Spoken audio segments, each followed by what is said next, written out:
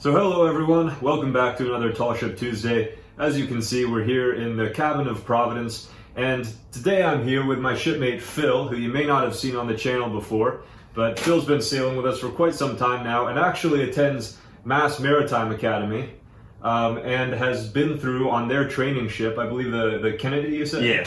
The Kennedy has been through the Panama Canal, which is kind of a rite of passage in some ways, a bit like crossing the equator or the international date line. And today Phil's going to tell us a little bit about it. So walk us through it. What's the process when we go through that canal down there from Atlantic to Pacific? Yeah, so the process it took us about 2 weeks to get over there. Of course, we stopped in Puerto Rico as part of our cruise to do anchoring drills for about 3 days. And so that was just to get the seniors all warmed up, comfortable with anchoring. And yeah, that's the whole point of that trip. But anyway, so we're motoring down to the Panama Canal. Takes us about another 5 days to get there. So when you're coming in, you have what's called a traffic separation scheme. And you can think of it like a highway, but for water. And so it basically works the same way. It's like you have one lane going inbound and one lane going outbound. Yeah, there's one where the Chesapeake Bay kind of opens into the Atlantic. There's a traffic separation scheme. I think there's another one up closer like Baltimore, Annapolis. There's a few of them all over the place. Yeah. So these are kind of big deals because a lot of stuff can happen.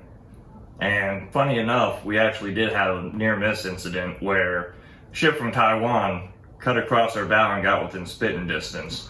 Yeah, it was pretty hairy. And that happened as soon as I was getting up on watch. So, wow. Yeah.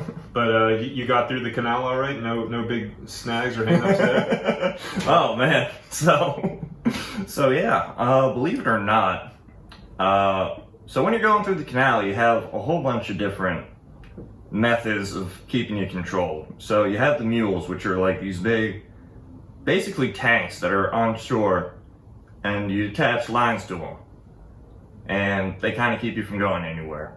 So one of these mules actually ripped the hawse off of our deck, and yeah, it was wild, man.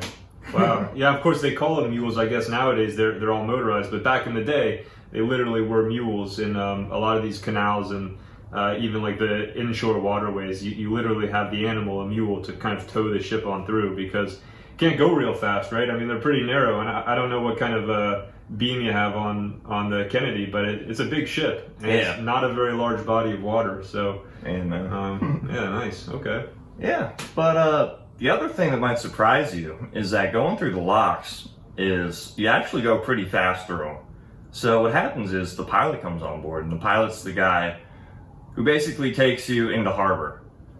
And in the Panama Canal, they're actually the ones in full control of the ship. The captain doesn't have any say. So yeah, the pilot, he'll actually call for a half ahead into the closed lock.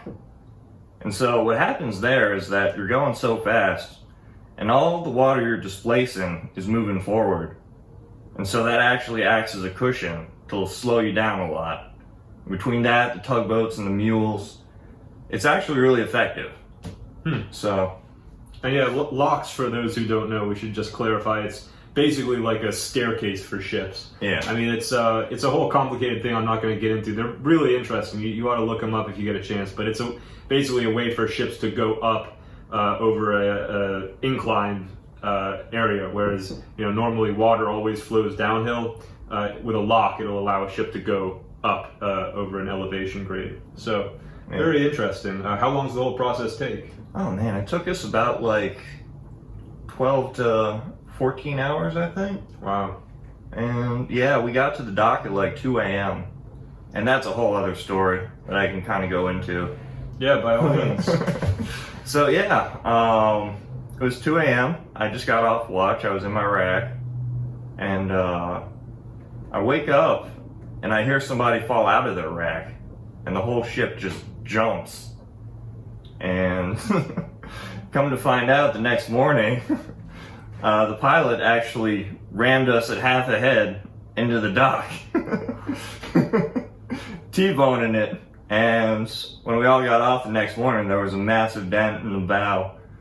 And it's pretty funny. Nobody got seriously hurt. Well, yeah, that's good. How does one fix something like that? A big dent like that? You have to go into shipyard, or? Yeah, so the Kennedy actually did go into shipyard after that cruise, and she was gone for like a semester. Yeah, man, that's always a scary feeling when you're on a ship and suddenly the way is completely checked all of a sudden. That's never a good sign. That means there's always something wrong. But well, all right, yeah, very cool. That's once again Phil. He works here on Providence. Come sailing with us, and you'll get to meet him. And maybe we'll have him back on the channel. But thanks, Phil, for coming in and sharing your story with us. Yeah, no worries. All right, we'll see y'all next time.